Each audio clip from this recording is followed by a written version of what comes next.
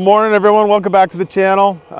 Day 2 of corn demos here. We're just out trying to get the hockey sensors on the front side of the head sight to work here, and we got one of the service techs out checking that out.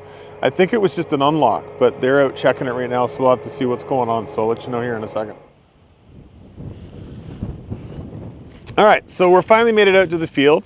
You can see that we're running against a competitive unit this afternoon. Not really a direct comparison, but it's close enough. So just getting ready to start here, and I figured I'd go around some things that we've got with this head and combine. So the steering was not working the other day when we started this on our first demo, and it ended up being a mouse had eaten through the bloody wires up underneath this steering sensor snout. So we've got it going today, so that'll be really good. I just find with the steering that it makes it a little nicer for customers to be able to focus on the actual machine rather than worry about steering and doing other stuff like that. Some other maintenance stuff that I do on these demo heads every day is up underneath the rollers here, there's a grease zerk on each one. So every morning I'll come through and I'll put a couple pumps into each one of those. And then if we come around onto the front of the machine, we've got a grease bank right here. And these are the grease zerks for the front rotor bearings. Every day I want at least, well, I have my Milwaukee set up to do 3 pumps basically. So I need them done every day. And then these 2 grease zerks run down the side, and there are a couple bearings on the side of the throat here that get looked after, but they're at 50 hours. So every couple days is what we would do there. This unit has an air chuck. So we've got a bunch of them located around the machine. Makes it really nice for blowing things off, cleaning the head off before we go to the next field and everything like that. And then if we go around the back here,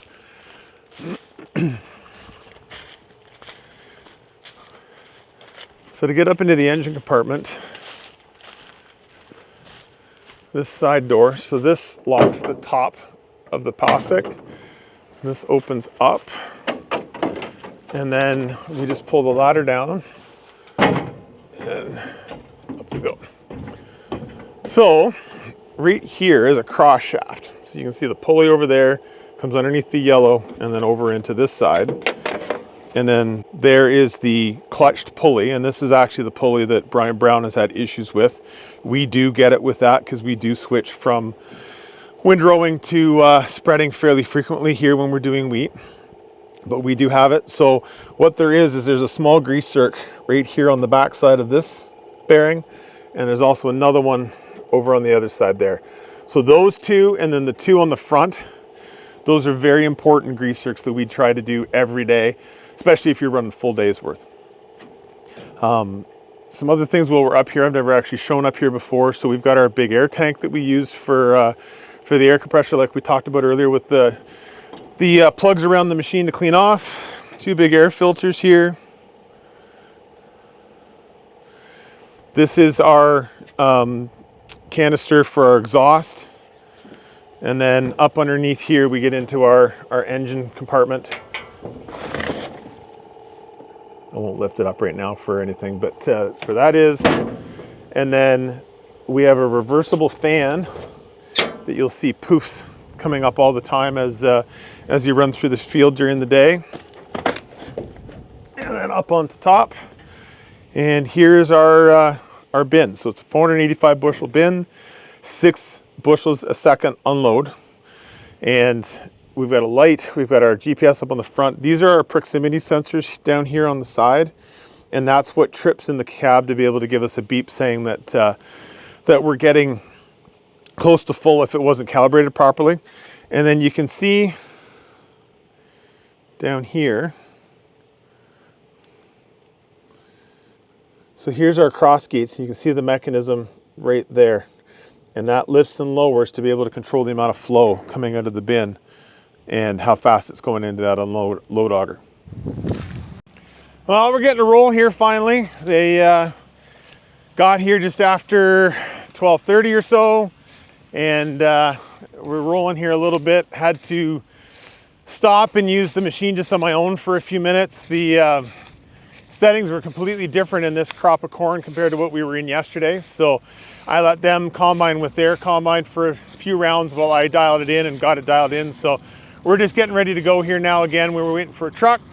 So you'll see what I've done for all of the startups with new customers and showing them certain different things, the important stuff to know. I don't get into a lot of the fancy stuff, but the stuff that I showed here just a few minutes ago is what the important stuff is that they need to know to be able to get doing with their demos. So I'll spin you around so you can see this.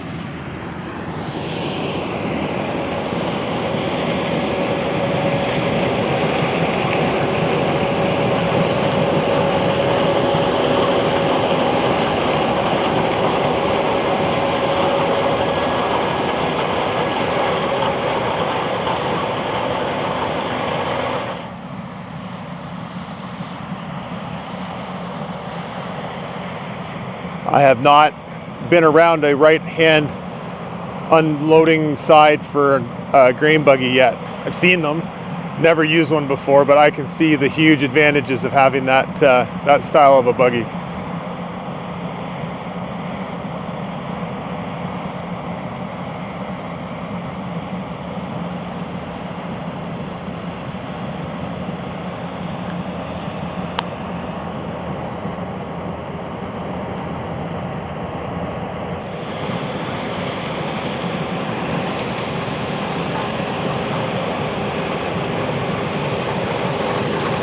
We even managed to get one of the John Deere guys out to go for a ride.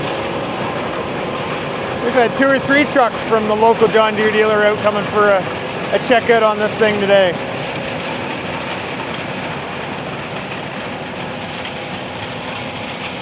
All right, so we're out checking losses here now.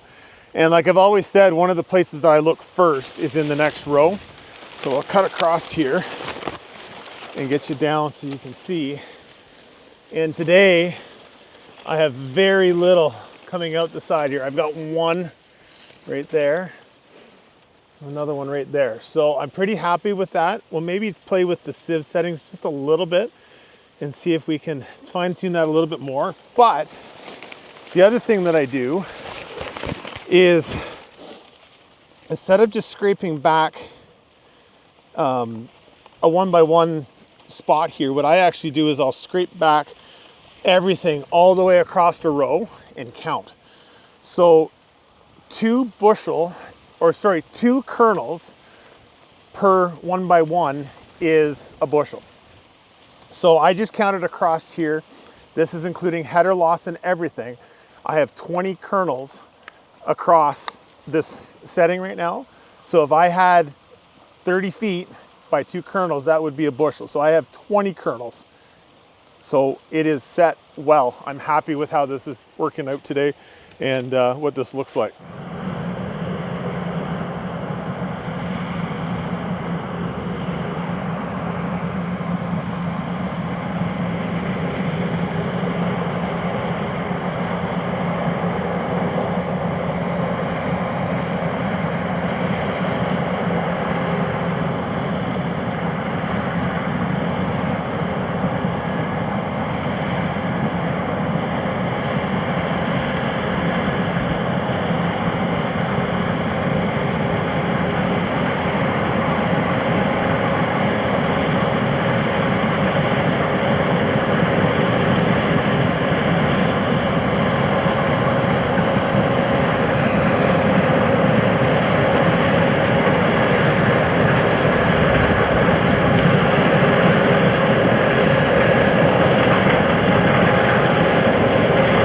I think he's gonna make it.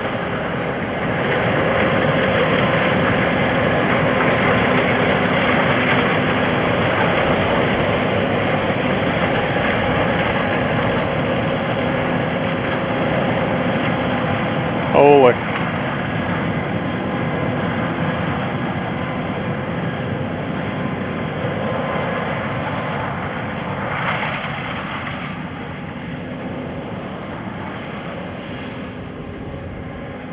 $485 bushel bin right there.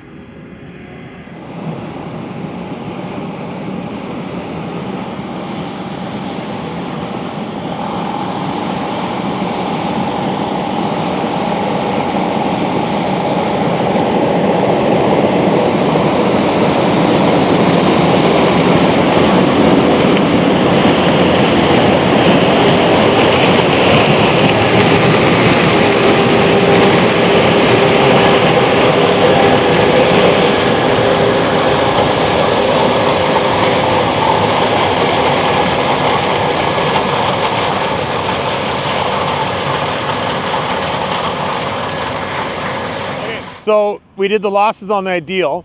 They ended up cutting a strikeout through the middle of the field because they've got autopath and could see where the actual planter was. So they cut a strikeout and we just did the check on it. And I'll show you what it looked like. So we started here and there's a bunch of kernels here, here, here. So basically what we ended up counting is there were 80 kernels across 30 feet, which then represents 60 would be a bushel, so you're just under a bushel and a half going over the back versus our 20 over 30 feet. So it's pretty significant, and I might do another check here a little bit later just to see if it can be fine-tuned a little bit. But so far, the Class 8 is representing itself extremely well here against the bigger machine.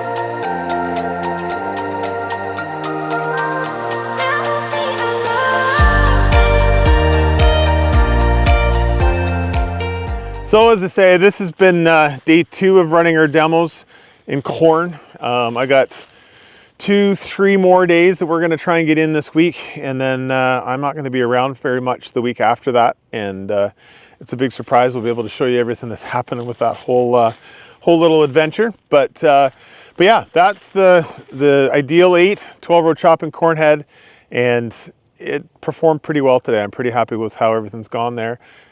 Is it a direct comparison to that competitive machine? No, definitely not. But I was happy how the sample and how the losses were on it. If we did go to a bigger machine, I think it would be capable of handling a direct comparison there. But nonetheless, it proved itself to be a decent machine for the customer that tried it today, and things were good. So anyways, huge thanks to everyone for continuing to watch these videos. There'll be a few more harvest ones here, maybe a few more tractor demos if we can get into them here before the end of the year with the way the weather's going. It looks like there might be a chance of that. So if there's anything anybody would like to see specifically, or if you want me to show you how something works on a Fendt terminal or anything like that, throw it down in the comments, let me know. I'm happy to try and help there. So anyways, I hope everybody enjoyed. Have a great day, and we'll see you on the next one.